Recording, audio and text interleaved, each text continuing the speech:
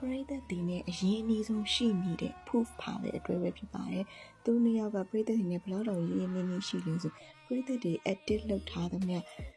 fan make video တွေအကုန်လုံးမီနီဘာကိုသူတို့ကပြန်ပြီး repost လုပ်နေတယ်ဆိုတာတွေ့ရပါတယ်။ပြီးရင်သူတို့ပရိသတ်တွေနဲ့ဂျားထဲမှာ trending ဖြစ်နေတဲ့အရာတွေလည်းသူတို့တော်တော်လေးကိုသိရလို့ပြောလို့ရပထမဆုံးဗီဒီယိုမှာပါလာတဲ့ဒီ Corners Black You From Death ဆိုတဲ့ကားရဲ့တခြင်းဇက်ဝင်တခြင်းကွာတကယ်ဆိုရင်တော်တော်လေးကိုဝမ်းနည်းဖို့ကောင်းတဲ့တခြင်းမျိုးဖြစ်တယ်ပေါ့ဒါပေမဲ့အဲ့တခြင်းကိုသူ့ရဲ့ fan တယောက်ကနေပြီးတော့ကပြီးတော့ကကွက်လေးထွင်ပြီးတော့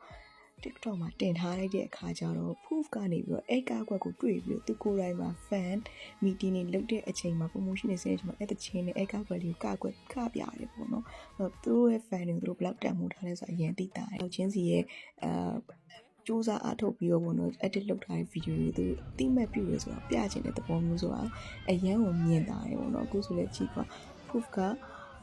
repost လုပ်လိုက် power repost လုပ်လိုက်နဲ့အပြန်အလှန် repost လုပ်လိုက်နဲ့တော်တော်လေးကိုချစ်ချင်းမြတ်တာသူတို့ရဲ့လေးနက်မှုကိုပြနေဆို